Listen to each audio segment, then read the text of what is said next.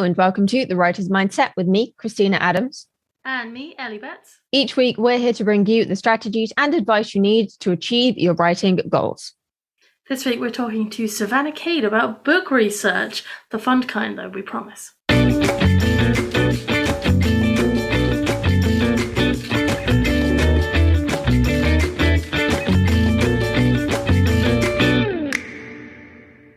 Savannah wrote her first romance at age 8.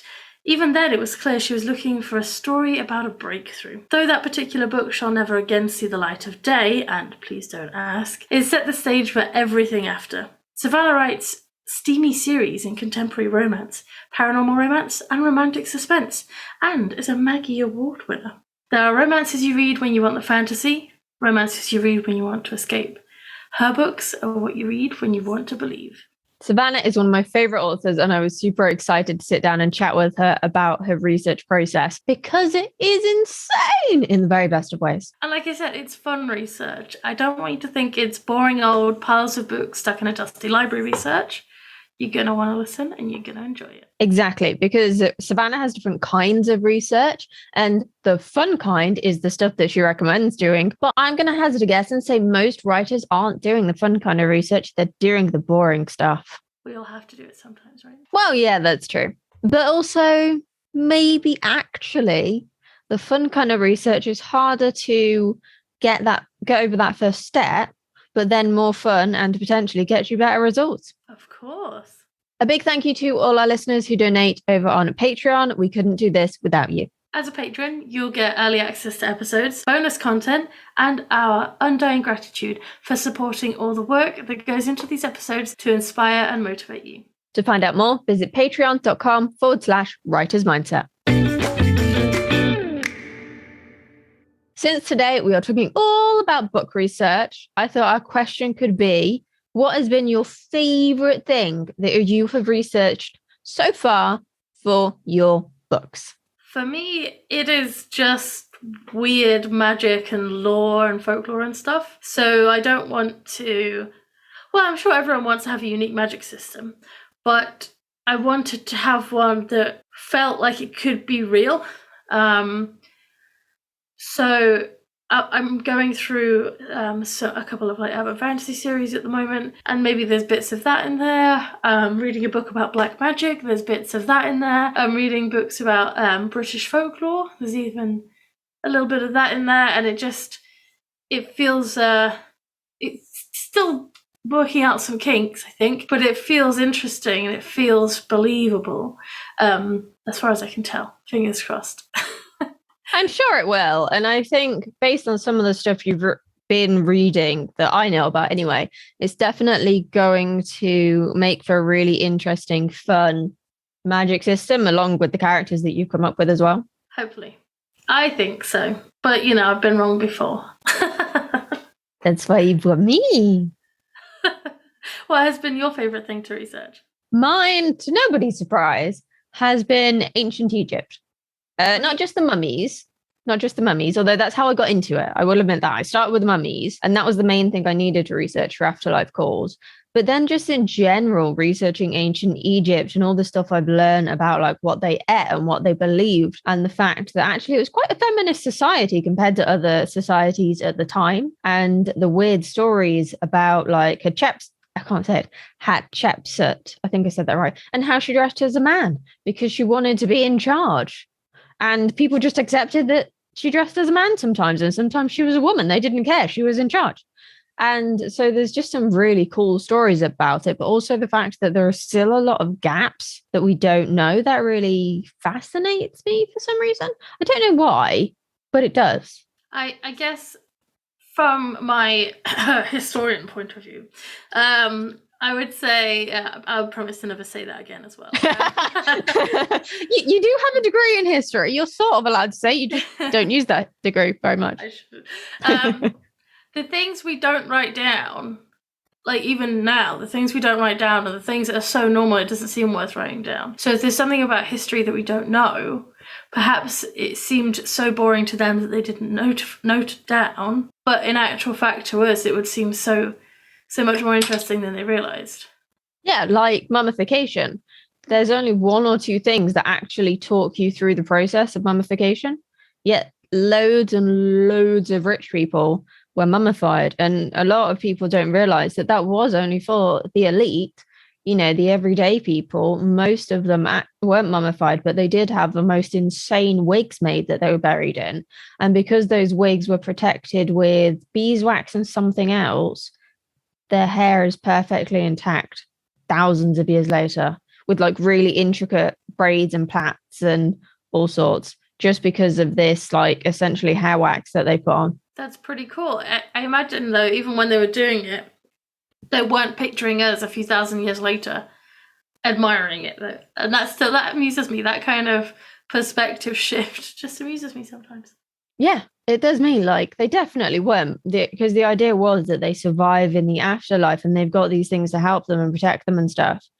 And in a way, they have survived in the afterlife because a part of them is still here 4,000 years later, just not necessarily in the way that they necessarily envisaged. It depends how you classify afterlife then, I guess. Precisely. That might be a slightly too big a topic for this episode. Yeah, I think it might be. And also too philosophical for the time of night we're recording this. Probably also a good shout. One of my favorite places to research ancient Egypt was a site called Wondrium, which I am a massive fan of, and we are also affiliates of. Wondrium is where I learned about ancient Egypt. It's where I started and kind of stopped studying hieroglyphs, but I stopped studying hieroglyphs because I switched to studying nutrition and Spanish instead, and they felt slightly more useful in the modern world than hieroglyphs, considering there's like 3 hieroglyphs in 17 of my books so far. That, nutrition just felt a bit more beneficial, I disagree, but, whatever floats your boat. If you would like to check out Wondrium and learn about everything from ancient Egypt to drawing, I don't know why I'm fiddling with this pencil. If you're watching on YouTube, anyway, I'm like a small child tonight and just like can't sit still. Or if you want to learn about nutrition or learn a new language or a form of art, or just get your teeth into a documentary for an hour, definitely check out Wondrium. You can get a 14-day free trial with our link and save 25% off a monthly plan or 35% off your yearly plan. To find out more, visit writerscookbook.com/Wondrium. And that's WONDRIUM. writerscookbook.com/Wondrium. And we'll put the link in the notes below as well, just in case. With me today on the Writer's Mindset is Savannah Kade. Welcome to the podcast. Hey, thank you for having me. So for our lovely listeners who haven't heard me rave about your books, can you just tell them a little bit about yourself? I'm a writer from when I was 8 years old. I'm that writer. And I write suspense. Like if you're looking behind me, you can see I've got 2 pen names up here. And I wrote romance in between the suspense. I needed it. And then I published my first one in 2016. I actually already had like 4 or 5 of them banked by that time because I was just writing them anyway. That's how I got on the road to where you found my books. One thing I've noticed in your books is just like how much research you seem to do. That's something that just really stood out to me. There was so much depth about these different topics. I wanted to pick your brains a little bit today about your research process. So let's go like right back to basics. Mm-hmm. How do you decide what the actual kind of theme or topic that you're going to cover in your book actually is? I have so many stories in my head. I'm also that writer. I'm the person who listens to NPR in my car too. You may have already figured that out. But once I have them, I get characters, I get random storylines, and I think of them like little snowballs rolling around in my head until they get big enough to be a story. So by that point, like the characters and the theme, they've kind of run into each other. And so I don't think I'm like actively picking a theme, kind of the way we don't actively make a lot of decisions. So I'm sure it's in there, but I'm also a firm believer. Like I listen to people teaching and they're like, this is plot and this is character. And I'm a firm believer that they have to be much more intertwined because the character's actions drive the plot. So they have to be appropriate. And I do read like some suspense and even romance where the character's actions don't drive the plot. And I'm not a fan of those. I feel like they're not well enough constructed. Yeah, I totally agree with that. And that's something that I think about when I'm writing my stories and when we teach writing at the writer's mindset and the writer's cookbook as well. Like, if your characters aren't making an impact on the plot, then it just feels like they're lacking some kind of agency or control over their own life, and no one has that little control over their own life. They just sometimes don't want that control. Yeah. And I get that, like, and we've all had it in our real lives. Things happen to us, you know, things that we didn't expect and weren't prepared for, but we're each going to react to it differently. And that changes the outcome. So I think we have to wind those two together. And I think when we do wind those two together, like, the themes really come in. You know, what is this character struggling with? What do they have to overcome? And I do try to, like, take all of the craft that I have, you know, I have done that. I had done the craft classes and all of it, and I love it. But I try to take that and say, like, okay, well, how does this work with that? And so there is an overlay layer that's actually conscious of that. But the initial underlying theme of it and the characters, they've all kind of rolled together. And sometimes I have a couple, and sometimes I just have her, and I'm like, well, she can sit in my head until she meets somebody. I have characters like that. I've got an old lady detective called Agnes that has been in my head for like 6 years. Right. And I kind of vaguely know she's going to investigate her daughter's murder. But that's all I can tell you. Right. That, and she was fired for being grumpy. I like that. Yeah. She's a great character. She has no story. So she's just sitting there. She's all there. So she'll just hang out until the right story comes on. You're like, that's Agnes's story. Yeah. Exactly. Yeah. Why would you say research is an important part of that writing and plotting and character creation process? I think the research actually triggers the formation of the snowballs. So I have lots of things, like I have things I want to do, and I go and do the research. So my latest romantic suspense series is a fire station in Nebraska. And all of that was meticulously researched. And what's fun is, like, I'll research some of it for suspense and some of it for romance, and then it crosses over. It's like, oh, so it's just there. So my son and I took a trip to Nebraska for 3 days a handful of years ago. And I was like, I need to know what's here. Like, where can I put my fictional town? You know, what does it look like? What's nearby? And drive around. What does it smell like? Oh my God, the mosquitoes are huge in Nebraska. Really? Right? And that goes in the book. Yeah, I didn't know that. We didn't know until we got there. You know, I had no idea that there was a very large Hispanic population in Nebraska.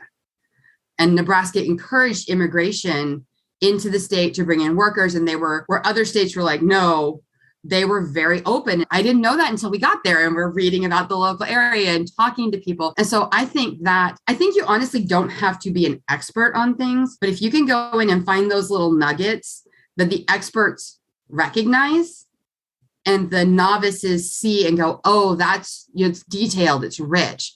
And you don't have to put a 12-page info dump in, but you put those little nuggets in, and it brings the story to life, and it makes it really true to form. And so I rode along with a fire station for a week. I researched with my local station, and that changed. So I wrote a suspense novel, and there was a firefighter. And in my original Snowball, he was a Dallas firefighter with urban search and rescue. And the fire station I got to ride along with was in South Carolina. And the whole book changed, but it was wonderful. So the fundamentals of the plot stayed basically the same, but the whole setting changed. And I had met all these firefighters, and I think when I can start with that, it's so rich and it's so appropriate. And I just think there's so much real life that we don't have to invent too much to write really good fiction. There's really good people out there that can be great fictional characters. And there's great stuff that's happening that makes great fictional stories. Oh, yeah, definitely. When I start researching stuff, it definitely turns into a bit of a rabbit hole. I'm still on an ancient Egypt rabbit hole at the moment. That's my current obsession. That and weird Victorian beauty trends. Nice. Like, they used to put egg yolk in their hair, and I'm sorry, I can't do raw egg on it. No, it's just too gross. It literally, their hair didn't move after. She didn't move. Yeah. Oh, so it was like it was Victorian hairspray? They used it as like a shampoo, and I think like a deep, I wouldn't say conditioning treatment because it's not going to condition your hair, but it was so hard to wash out. The odds of actually getting it all out, considering they didn't have running water, they'd usually do it in like a bucket. Thinking about it's gross. I'm sorry for any vegans. No, I'm with you on that. I would not have survived any historical period. No, neither would I. No. I'm too lazy for starters. I am thoroughly modern. I know. Speaking of laziness, do you think that's why some writers don't like research or underestimate it or don't do enough? I think it's possible. I think there's a lot of push these days to get books to market. And I'll bet that undercuts writers who would have done more research. And I credit a lot of it to the fact that I'm that person that the introverts are like, can you just bring it down a little? And that helps. Like when I look at research, I look at it in 4 different levels. There's action research. That's like going out and riding along with the fire department. And I always prefer like the deepest level of research that I can get. I can't go walk around Victorian England for 3 days. It's just not possible. Although if I was writing about it, I would try. And then the next level is personal research. And it took me a while to figure out, like, if you ask somebody, like, tell me about this job, they can't tell you. They don't want to tell you. They feel really put on the spot. But the questions that I found that are really good are, what was your best day on the job? And what was your worst day on the job? Because they can tell you those stories, and they're good stories, and they're fun things that happen. They tell you, like, oh, this is the kind of thing that happens on this job. And they also tell you what that person values. I noticed that a lot. Like, you can't just take any character and stick them in a fire station. I'm never going to be a firefighter. It's just not going to happen. It's not in me. Nope. So I need to write characters that fit that. And I found that personal level of research is really good. And then you got your internet and your books, and I honestly think a lot of internet is well above books because it's video. I've had autistic characters, and I have friends who helped in sensitivity readers, but watching a lot of videos from a bunch of different people was like, okay, that's where that falls. And that helps. And a lot of them actually put the videos up to help writers, which was wonderful. So I think a lot of that's out there, but you're right. It's a rabbit hole. And I think a lot of people, it may not be laziness. It may just be that need to like cut it off. And one advantage that I've had is that I don't co-write with my sister, but she's my business manager. So like, I've never uploaded a book. No idea she could be skimming taxes for all I know. No idea what they look like. But she's always like, this is your hard start date for writing. And that's been really handy about keeping me out of that, that research rabbit hole that's so easy to get. I get into it, but I have a hard stop when I've got to crawl back out and actually start writing something. So I think having someone on the other end of the line, honestly, that's the only thing that got me through my first book, is she would get a chapter every couple of days. And if she didn't get her chapter, she would send me nasty emails and texts. Something only someone who really loves you could get away with. Oh yeah. I was in a writer's meeting. It was probably like my 4th or 5th book. And they were like, she does not. And I was like, here's the last text she sent me. And it literally said, where's my chapter, hoe bag? And so they passed the phone around the whole meeting because everybody was like, no, I have to see this. I'm like, it's right there. I'm late. That's brilliant. It's one way to keep you motivated. It really does. And I think it helps too, having somebody who's partway through the book. Like, if you don't write the next chapter, you've really that's awful. You've really let this person down. Yeah. When I was working on the first version of my first book, I used to post it online, and I would get forum readers like, where's the next chapter? Where's the next chapter? I'm like, I haven't written it yet. And they're like, well, write it then. There are no excuses to them. It keeps you going. Yeah. It does. Accountability goes a long way, I think, and it's underestimated. It really is. It really is. So you talked about the different types of research. Do you think there's a particular time that's the best time to do each stage? Or is it better to do it before you start, or as you're going even? What do you think? What works best for you? I'm much more of a plotter, and I'm confident that helps get that research out up front. That, I know I have this book coming up. I'm trying to do my research a year or more in advance right now because, I live in Nashville. So going to Nebraska was a trip, and we had to plan it. And, my son came along with me for fun, but it's like, okay, when are both of us available? When can we get an Airbnb and that kind of thing? So having that was really handy. Plus, doing it really far in advance allows the research to really alter the story. I'm not just getting in and getting like a few details. I'm going like, okay, this is where it is. And how does that play into this? And so, I did that for one book under one pen name, and I'm using it. I also did it for like this whole series that I'm writing as a romance writer, and combining the research that I did with firefighters. So the handiness of having 2 pen names and not having readers come back and be like, is that same thing you did? I'm like, I'm just going to use it as much as I can. Why not? Wouldn't you taken the time to do that research? Yeah, I put a lot of effort into it. So I think it's it's helpful for that. I know when I was getting started though, like it took me 8 months to find a fire station that would let me ride along. Wow. Way longer than I thought. And so I was doing other things in between, but that really pushed that book back. And it wasn't how I expected it to go. So there's a definite downside. Like if you got a deadline, I don't know that you have the luxury to do that. And there's certainly absolutely research you have to do as you go, you know. And I think a lot of that, I like doing the human research and the active research well beforehand, because I think they have the most influence. But I'm constantly like, I'm on a second draft edit, and I had to go like, well, what does this look like? Show me a video of them using this. You know, I had them in a waterway in Florida, but it's been so long since I was there. I was like, well, what does it look like now? And so you can go and find videos on that. I think a lot of that is little, but I think for a lot of people too, you just kind of set the timer and be like, I've got 15 minutes to get a descriptive word for this waterway. It's not the whole book. I can't lose a week. But it's easy to accidentally. It's easy to, yeah. Yeah, but you know, phone timer is a good friend. It is, definitely. When you go and do this more active research then, and you're reaching out to people like the fire stations in Nebraska and saying, hey, can I come and hang out? What's your approach for that? Because I know a lot of writers, as you've said, are introverts. And the thought of just reaching out to total strangers and saying, can I come join you, is a little bit terrifying. I mean, just the thought of it, for me, my brain is like exploding at the thought of it. So what's your approach, and what would your advice be for someone who'd like to do that, but is terrified of the concept? 2 things.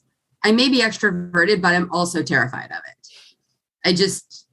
I've kind of gotten this attitude of like, I can be terrified for a short while and do it, and then it will be over. Or I can be terrified for a long while because I didn't do it. And I have cold call places. I don't think that works all that well. And especially if you're looking for anything where you need to get into an office or something, it's hard. People don't want to let you in. I drove 5 hours to get a police station I could ride along with, because I've done that as well. I've actually ridden with 4 different police stations now. None of them any closer than 3 hours to my home, because they're so closed. And I think if you call and it doesn't work, going and knocking on doors is a better bet. But honestly, I've only had really good luck with that once. And that was my local fire station is a volunteer station, and they are amazing. But so many places are just like, no, we don't do that. One place told me I could absolutely do a ride along if I was a student getting a particular degree, taking a particular class. So I was like, yeah, I'm not getting a whole degree to come ride with you for a day. But what I've actually found works really well, and is probably just easier for the terror, is we actually don't know who we know. And so just start talking to your friends and the people you know. Post online, I need to do a ride along with this. Who knows this? The fire station that I rode with for a week, one of my coworkers at the time, I was just like, hey, does anybody, like, I'm struggling. I've knocked on all the local doors. You know, I'm not going to drive 3 hours to knock on somebody's door to get rejected, you know? And she said, hold on. The police chief lives in my building. Let me see. And she asked the police chief, and he asked the fire chief. And the next thing I knew, like, it took 8 months to get to her. And it took me 8 months of knocking on doors. It could have been much faster if I'd reached out to my friends up front. So I learned a lot researching how to research. So yeah, she set it up, and within a couple of days I had an invite, and I was just like, great, when do I have a free week? And I stayed overnight with her a couple nights, but I got to live in the fire station. I rode with every shift. They did extra trainings for me. They were like so excited. And then the police ride-alongs that I've gotten because I've known people. I have not had any success knocking on doors or cold calling anyone for that. So absolutely, like, I didn't know, but a lot of people, and especially like readers, if you're already a published author and you have that, your readers want to help you. And one of my readers put me in the police station right near his home. That's so cool. Wonderful. Yeah, it is a case of like, you'd be surprised how many people are willing to help you if you just ask. Yeah. And I'm surprised how many don't want credit in the book. They're like, do not put me in here. Really? Yeah. Well, I will also say I've talked to bomb experts, and I got talked through how to get somebody who is living under an alias into a position as a police officer, how to pass that background check illegally. Wow. And he was like, you cannot, but he ran one of the largest states background systems. So he taught me through, like, if you want to get past me, you know, here's what we're not checking. Here's what you would need. Yeah. I'm not surprised he didn't want to be in the acknowledgements. No, right? The bomb guy didn't either. Another really good way to get people is to go to conferences. And so a lot of writing conferences are craft writing conferences, but there's a good handful of writing conferences out there that are action research conferences. So I've done Writers Police Academy. I've done Authors SWAT Academy. Actually, I taught at SWAT Academy, and I've actually helped run Authors Combat Academy. So those were 3-4 day conferences where you're talking to police officers, forensic scientists, military experts, crime scene investigators. And that's the kind of thing, like, I get it's not like an office. If you wanted to know like about training horses, there's not that many writers conferences for training horses that I can recommend. They might exist, but you don't know who you don't know, to the point where I decided to write a book where they find a schematic when they've got an old plantation and they're restoring it. And they find a schematic in the walls. I hated history in school. I don't know how to do this. I don't know why I decided this was the book, but I started asking around. One of my best friend's fathers, who works for a chain restaurant. So that's how I knew him. It turns out he actually works for the owners of a handful of the local chain, because they buy plantations and restore them for education. And they hired him as a restorer, and he only works for the restaurant when he's not restoring buildings for them. And I loved him. He was like, oh, I'm probably the top restoration knowledge guy, in the southern states. And I'm like, so like in the world, like there's nowhere else we find this kind of building, but thanks for downplaying. And I got tours and I got recording. He handed me books. So there's really a lot you can do. And you probably know a lot more people than you know. And so that's the easier way to do it. If you're a writer and you've got a readers Facebook group, I would start there. Like, hey, I'm really trying to do this. Does anybody know somebody who's willing to give me a tour or talk to me on the phone? Be clear about what you're looking for. Yeah, that's something I've noticed when working with beta readers or interviewing people or like say doing research is be really specific, because if you're vague, then they're not going to be able to help you as much. You need to know what you want to get out of that other person first. Right. And I wanted to go and be in the fire station. So I was like, yeah, I'm looking for someplace that's going to let me ride along. And so I got to interview them while I was there, which is really handy. But that's so cool. Yeah. But some of it's just on the phone. And if you need some of those things and you're at those conferences, most of the people teaching the classes are not writers. I got taught how to run guns by a Secret Service agent. And most of them will hand you their cards at the end and say, we're here to help writers. If you need anything, call us. So then you've got a contact of your own already. So right here under my right hand in this drawer is a stack of cards that I have saved from all those conferences. And I have called some of those people. And that's terrifying too, especially if it's been a couple of years. But you just call and go like, I was at such and such conference on this year and you were my teacher and you said we could call you. So this is, I don't say this is kind of your fault, but I'm sure I have that tone in my voice. I think a lot of them, if they come and teach at these conferences, they either have a book for authors or they do some sort of consultancy anyway. So they want you to reach out. Exactly. Yeah. And one of them that I saw at one conference, I stayed in touch with him. And the next thing I know, he's running a whole 3-day weekend. So, if you want to learn how to interrogate suspects, he's your guy.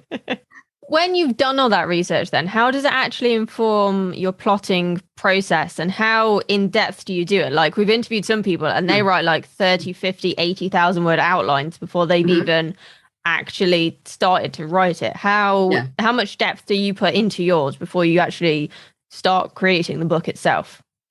That's a rough question. Some of them are really in depth and some are less in depth, and it varies. One of my books I wrote from a dream I had in 10th grade. So it took probably 20 years to get the book written, but it really was, and it changed. I think I do more on like, how do I want to tell it and less on what the plotting is, because the plotting really came in that snowball initially. So usually before I can sit down and write, I always know what the end of the book is. And I always know what the beginning of the book is. And I always know key spots in the middle. Whether I know more detail around it remains to be seen.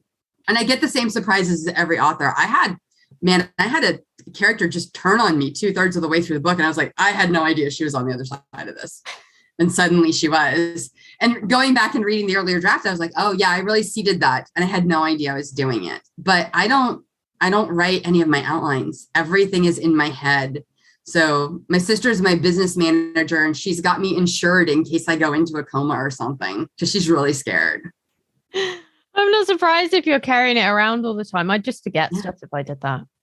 No, and I had a moment where I'd written this very long suspense novel. I was like, I dropped a clue in every chapter, and I held all of those in my head.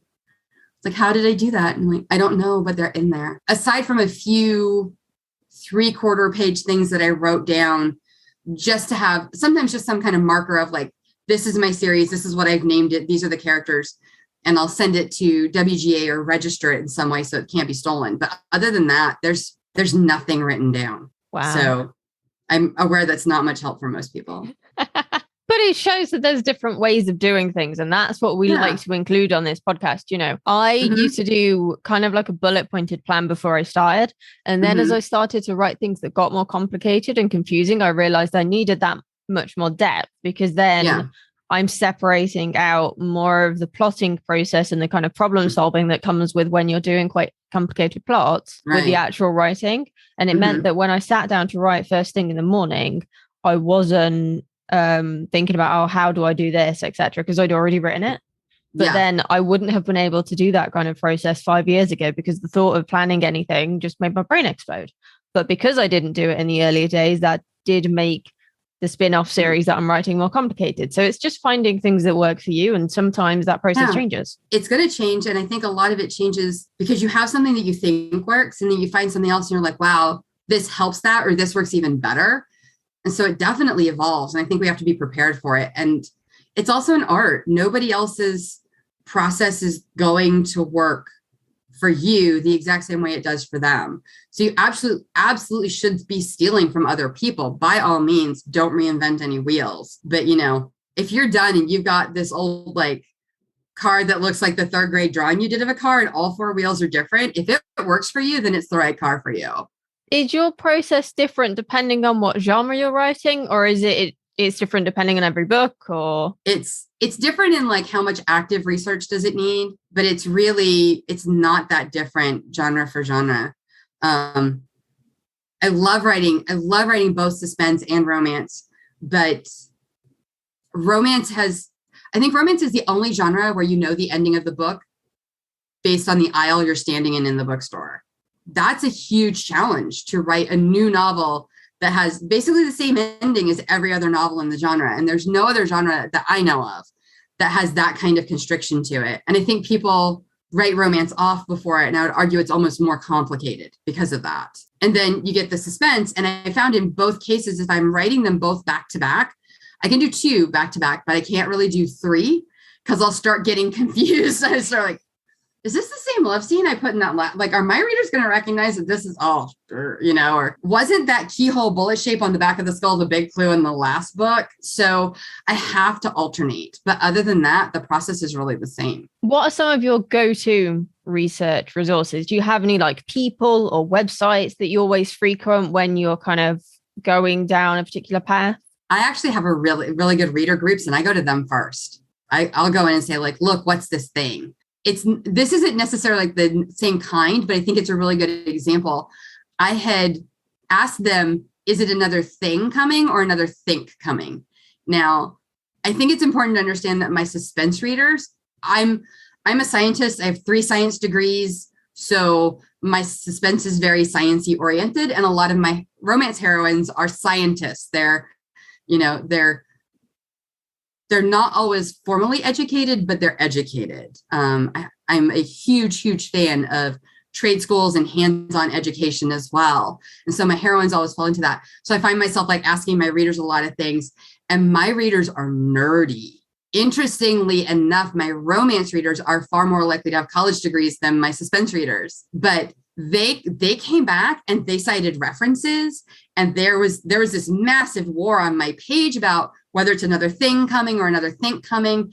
And they pulled back references back within like hundreds of years ago, within a couple of years of each other. And I was just like, I'm never writing that phrase again. Somebody's going to be mad. But I found it's really good going to the groups, because if you go to one person, you get one person's perspective, but you go to the group and you can usually find a couple people who have it. So you can say, okay, here's the things in common, and here's the things that like I don't want to say like, this is how it works because it's specific to this particular situation. And I found that was really, really helpful. I do find like if possible, I want to get to more than one place, more than one person, because I don't want to create one person's story. Yeah, that makes a lot of sense. And I think you can get a more well-rounded picture then as well if you're getting multiple points of view, multiple studies maybe, all these different things, rather than just focusing on that one thing. And because that kind of agrees with what you're already thinking, that's what you decide is like the answer.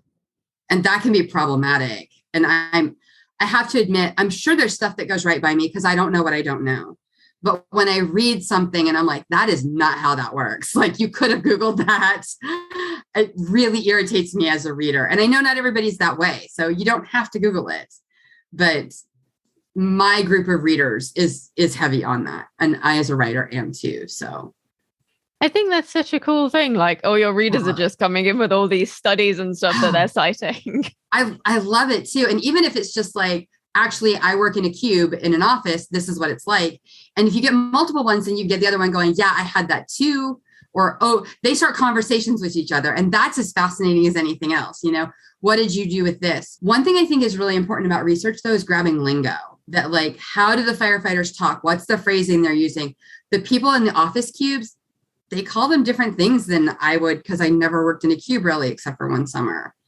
So that I found that's really a great thing where you can pull something kind of small out. You don't have to go completely down the rabbit hole, but if you can find that phrasing, then you can get in and write it well. I think that phrasing is one of the things that can really bring something to life. Like, I leaned away from writing in like very Midland dialect when I was particularly working on my Hollywood gossip series, because they're American. And when I started writing my third series, which is set in my hometown, I thought, you know what?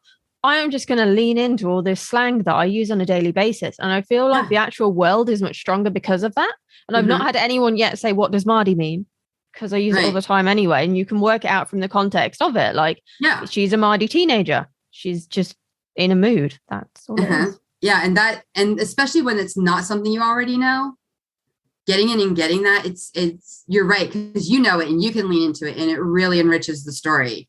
But you can achieve most of that without having lived there. Yeah, it's just about tapping into the right people and looking in the right place. And I guess the thing is, like, I've noticed a lot of writers when they have this really great idea, and don't get me wrong, I used to do this. They're like, oh, I've got this idea and I've got to write it. And then they just throw it onto the page and then they go, wait, there's a gap here.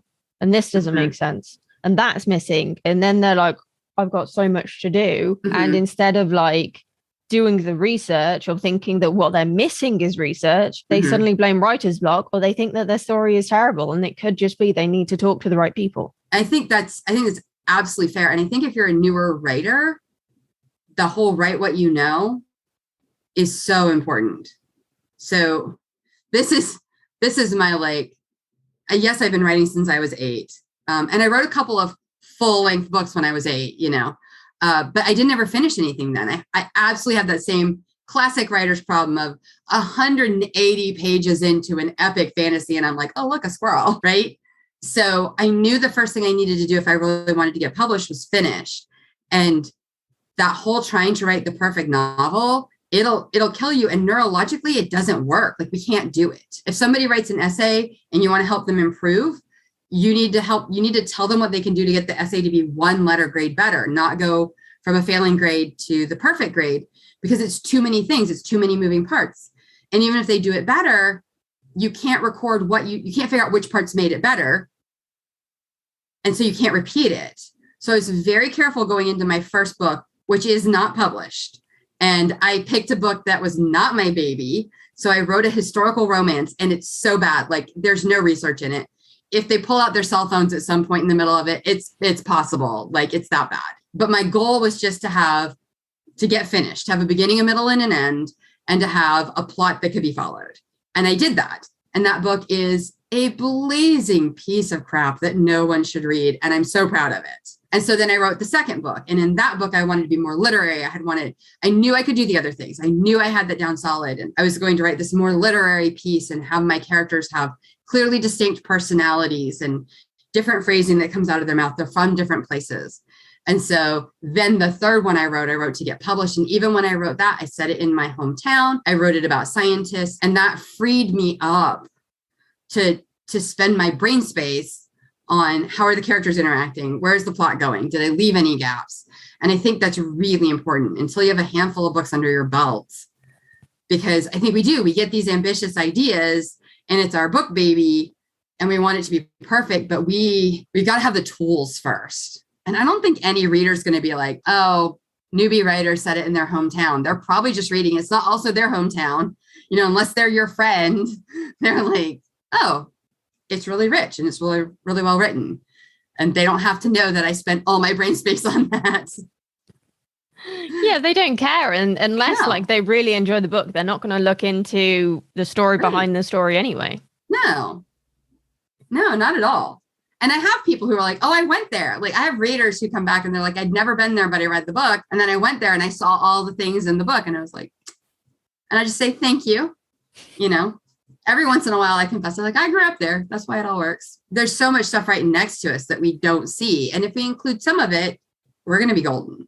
I didn't do anything where I invented a town until much later in my writing. Do you think it's a lot harder to invent your own town and set everything there? I don't know if it's harder, but I suspect you have to have more skill before you try it. Because if I had done that in my first book, I would have had to just spend so much time on the logistics of where did I put this street? And I get like you can take a real town and fictionalize it, and that's the easy way to do it. But I have completely invented a couple of towns, and I have to do some city planning for that. And I think that was something that had I done it in my earlier books, it would have either not gone as well, or it would have taken away from the other things that I did get to do well in those books.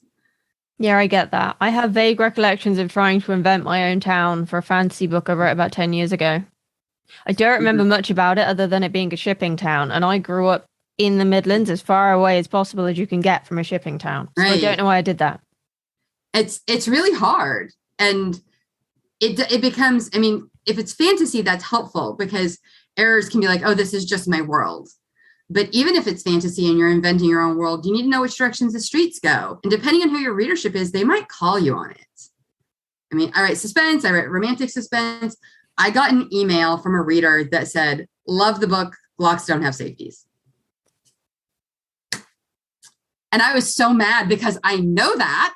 And she had a conversion kit so she could put a safety on her Glock.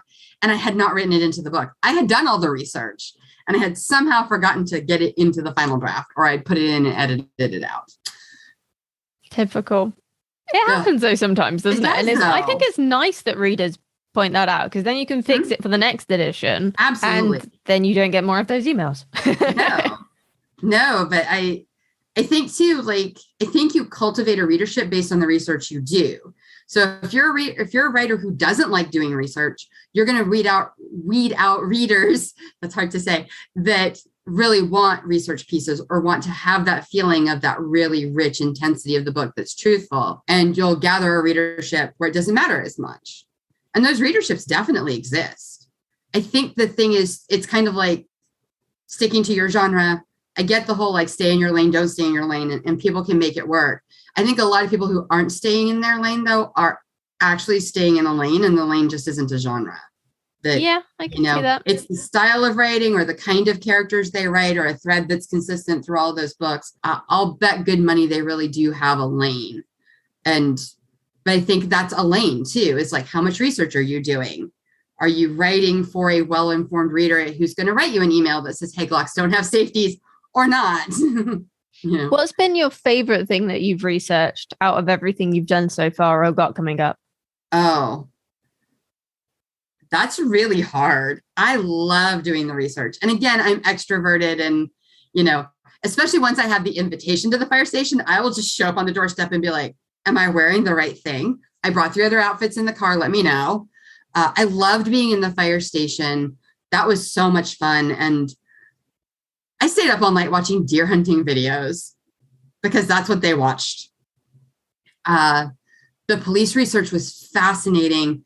They put me with an officer who was on his way to becoming a training officer. So they were like, no, you're really good for him. He's going to have to train other officers. He can train a writer first. And then if he does a bad job, like you won't hurt anybody. Basically his job interview. It was fantastic. But he was so much fun and so into it as well. And I think that helps too, you know, making sure that you didn't get foisted off on somebody by their boss. But the most research I did is I went to graduate school and got a degree in human forensic identification. And I realized that is not fun research for most people, but I will put on my mud boots and dig in the ground for a finger bone any day. So I got taught by some of the world's top researchers, and we got called out on body hunts. I got to go on one as a volunteer student, but I was the only forensic research expert supposedly at the time because they couldn't get anybody else. And they were like, just go do it. And I'm there with my textbooks, like I'm doing my best, y'all. I think people don't realize that one of the major jobs of the forensic scientist on site is animal human. So you pull up all these bones and everybody's like, look, it's a femur. And you have to pretty much on the spot be like, don't worry about it. That's a wild creature and we don't have to file a police report for it. Or, oh my God, that is a human. If you misclassify it, you've created all kinds of problems. But we had search dogs out and the officers turned to me and they were like, okay, if we're done, you get to decide. You get to make this call. And I was so excited that I got to literally call off the dogs for that. And one of the officers made me a little picture and he put a little meme on it. It was like my first forensic dig for the police. It was cute. That's so cute. That sounds like a lot of pressure as well for a student. Oh, it was so much pressure. It was crazy, but it was me or no one. So I have to admit, I've developed a low bar scenario. Like the lower I can set my own bar, the happier I'll be. And so I was like, look, it's me or these officers who aren't trained. And what was fun was because I had done police ride-alongs, the chief came up to me and he was like, well, you tell me what to do. I'm just a stupid officer and I don't know what to do. And I was like, that is not true. Do not try that on me. And he was like, okay, let's go. So that helps having previous research in it. But I don't recommend getting a graduate degree in something as general book research. That does sound like a lot of work. Would you say wanted the degree anyway? Fair enough. Yeah. Would you say that's the hardest thing you've ever researched, or is there something else that you really struggled with, either because you needed to research and didn't want to, or it was just like a really challenging topic? I think the plantation restoration was the most challenging because it was so far out of my wheelhouse. And the guy who took me around and does all the work blessedly handed me books beforehand. I read 3 books before I was allowed to go walk the plantation with him, which was wonderful. It was wonderful education. The books he picked, I mean, and they were the right ones. I think I didn't realize when I was doing it, because even in the last couple of years, we've realized a lot more and there's a lot more openness about the South history, but he put me on the right track. So, you know, the history of what I had was well told and not glorified in any way. And I'm a reader. I'm that nerdy student. I'm the one you cheated off of in your 7th grade algebra class, probably. And so I really enjoy doing the research with it. So, but reading those history books, I was like, I'm not a history fan. I don't like this. But because it was for the book and I knew it was that, it made it a lot easier. I struggle to think of where the research has been difficult because I'm usually, when I'm doing it, I'm excited about the book. And I think that changes everything. Because if you'd have handed me a history book and I didn't have that book I was going to write, I'd have been like, have a nice day. I have to confess, actually, I hated research. And then it ended up being an accidental piece of research that informed what I wrote for my creative writing MA's dissertation. So I was like you, I hated history when I was at school. Mm-hmm. And it wasn't until, when would it have been? Must have been about 2013, 12 now. And I don't know how or why, but my boyfriend and I started watching a World War II documentary. And my boyfriend is quite big in modern history. It was one of his best subjects at school. As I said, it bored me senseless. And because this particular documentary was about the people and how it affected them, not about the politicians, because I am quite into politics, but more modern politics, it just resonated with me more because it was about the Lebensborn project and the children that were kidnapped and basically raised as Aryan children, even if they weren't, and all the records were destroyed. So a lot of them will never be able to find their birth families. And obviously, a lot of them are no longer with us, having never realized that they were kidnapped as infants anyway, because of the records being burnt down. And that really resonated with me and then inspired my dissertation. And now I don't think there's a single World War II documentary on Netflix that we haven't seen, because we just went down such a rabbit hole of watching them. That happens. I get that. And I think if you need some research, maybe the trick is to like look at different pieces until you find the one that does grab you. Because I can't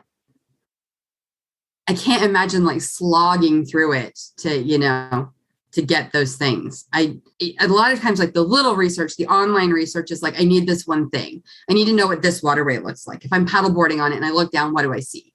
If, I looked up using EpiPens. Nobody's really recorded people actually using an EpiPen in a live situation. This bothers me, but I got enough videos. It's okay.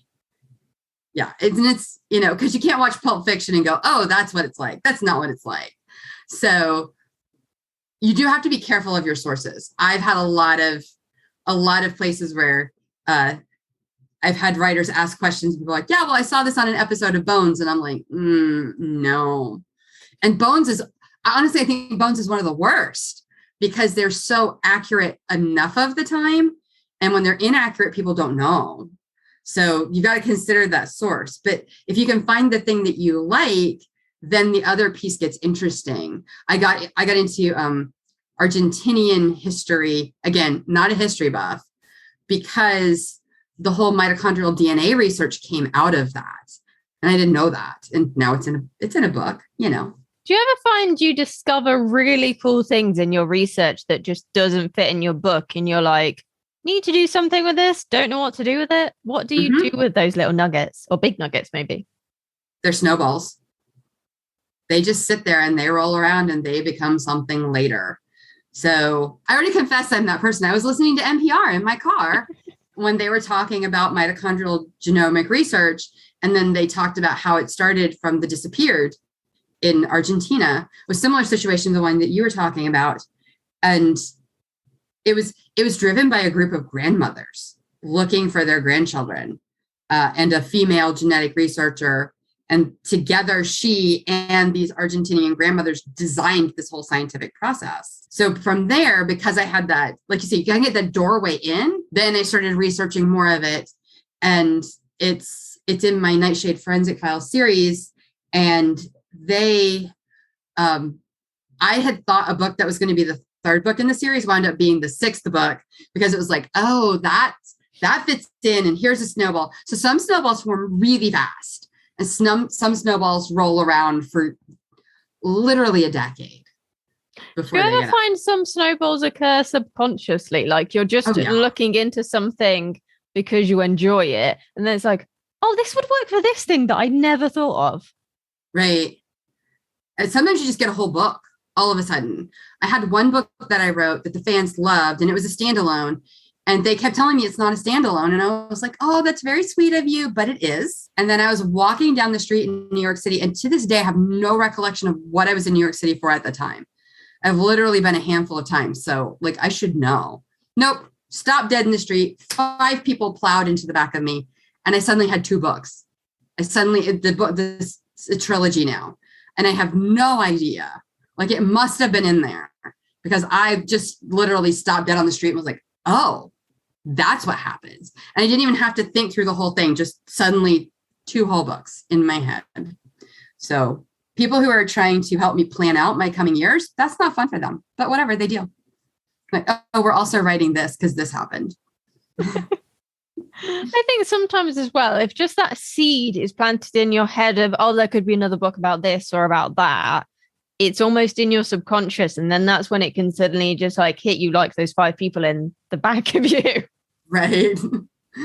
They were happy. And honestly, if you turn around the street and go, I'm sorry, I just got 2 books, like nobody understands that. That's not a valid excuse for clogging in New York Street. Definitely not. I'm very lucky we live somewhere quiet. Because the dog does that all the time. I'm pretty sure the dog doesn't stop because she's got a book idea. Hey, I don't know. I mean, maybe. No, she's not that creative. She's just kind of manipulative and good at getting what she wants out of people. And She's also probably doesn't not like good at walks. typing anyway. So even if she has a book, She tries to type or tries to stop me typing. She puts her head on a keyboard. My cats wrote me a chapter one night. I came back and it was their writing skills are lacking. Oh dear, they need some lessons, do they? They need some typing skills and some opposable thumbs. How many cats have you got? 3. Oh. And an older cat who's 14. We thought we would put them all together and that did not work. The older cat is not happy with the little ones. So they're segregated in the house. Is the older cat just like so over how young and excitable they are? Is it? I don't know what it is. She hissed at them. She was just like, I think she was just not happy there was another cat in the house because she's been here through several dogs and she's fine. She's 8 pounds and the dogs are 80 pounds. And she's fine with that.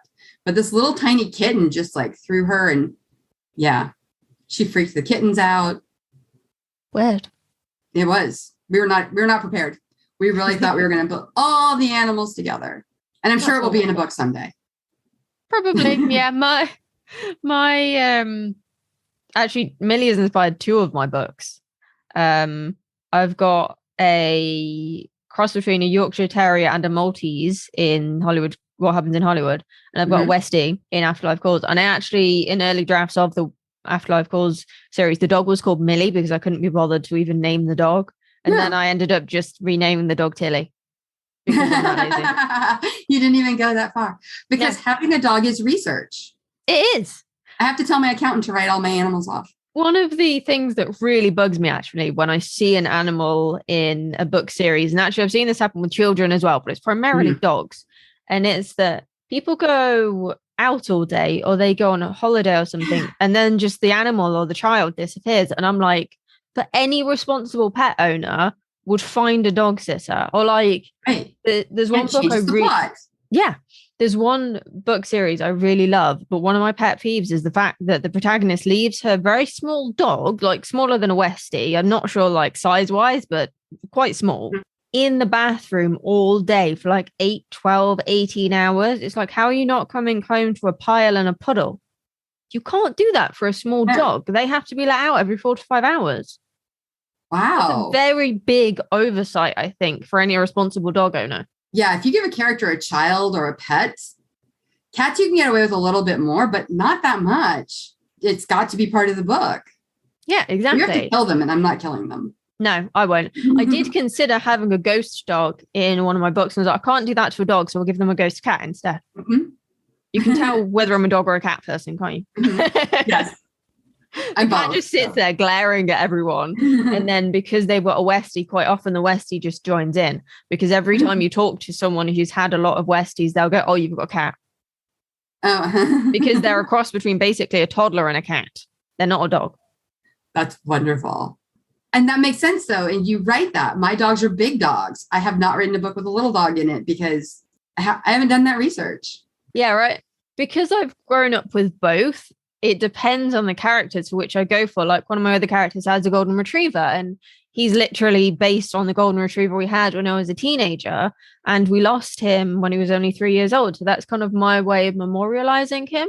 He's just such a lovely dog. And he was very perceptive as well. So you see him like when the character's upset, he'll come up to her and he'll kind of nudge her hand and be like, let me give you some love kind of thing. Whereas Millie's a bit more aggressive. And if she knows you're upset, she'll just like push you or maybe punch you. Because I mean, she's 10 kilos, but she's strong for 10 kilos. She's like, she thinks she's a gladiator. Let's go with that. That's awesome. Yeah. I love it. Yeah. I feel like my boyfriend jinxed us. He said he wanted a dog with a lot of personality. Oh, I said I wanted smart pets and I kind of regret that. I'm currently in a battle with my kittens and they've been moving the chairs across the floor to get to what they want to. Wow. They got past my child safety locks too, that were on them for the kittens, not for my kids. That's impressive. It's really impressive. And I think they're both smart and they're working together. So I am afraid. Yeah, you're in trouble. I am in trouble. And they're not quite full grown yet. So they're a year and a half old. So they're mostly full size, but they've still got a lot of kitten personality and they will climb anything. Just wait until they're even older and smarter. Right? Yeah. Yeah. So fingers crossed that I can stay ahead of them. Yeah, good luck. Yeah. We play a game in the house, which is Are You Smarter Than a Kitten? And we lose. We lose that game a lot. Oh, dear. Mm-hmm. Yeah.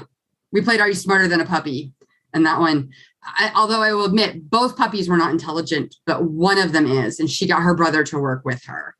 So we would put them in their little crate and find it across the room later that they had figured out how to move it. So the nice thing about just having Millie is she's really lazy. She'll manipulate people to get what she wants. But like, you know, those logic puzzles you can get for dogs. Yes. Even if there's fresh chicken in there, she will walk away because she cannot be bothered. That's too funny. She just can't be bothered to try and figure it out. She's like, nah, I don't want this bad enough. I'll go and lie on the sofa. So we've given them all to my mum's dog who actually likes them because Millie just doesn't care. Can't be bothered. I've spent a lot of money on enrichment. Like, this isn't a mess. This is kitten enrichment.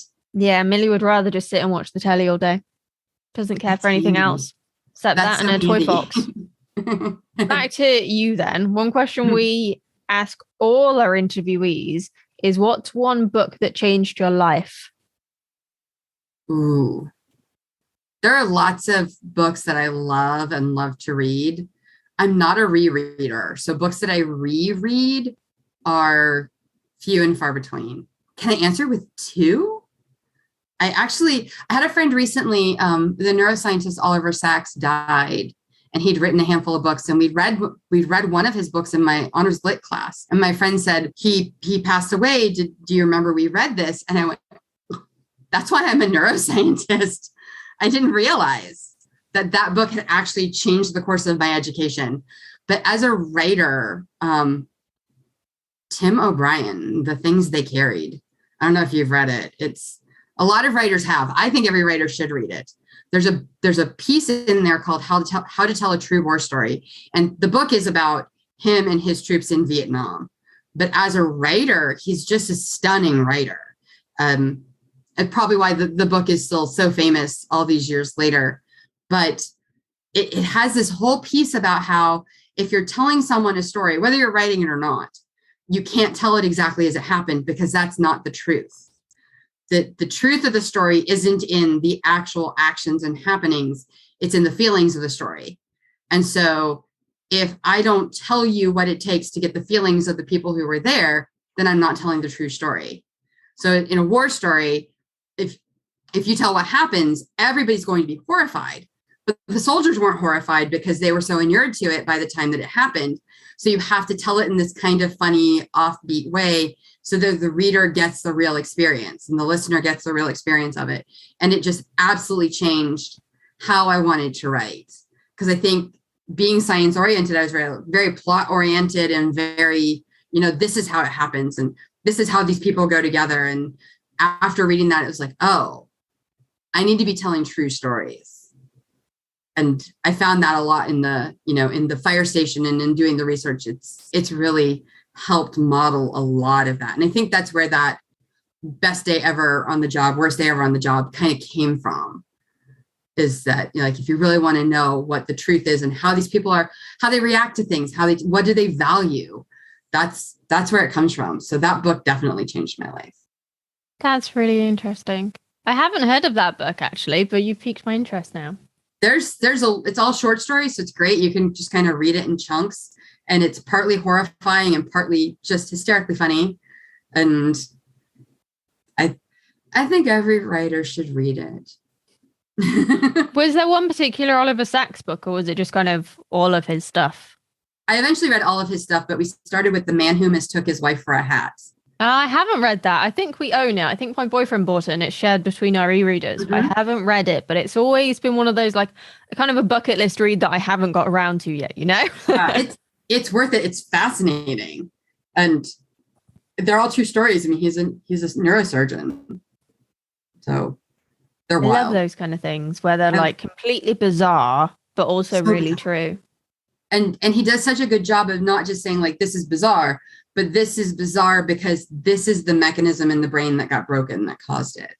And I think that's the important thing, not just for neuroscience, but also for writing, is understanding, yes, this is the thing that happened, but you need to know why that happened. And I think that's when I find a book lacks depth, it's usually because it's lacking that why.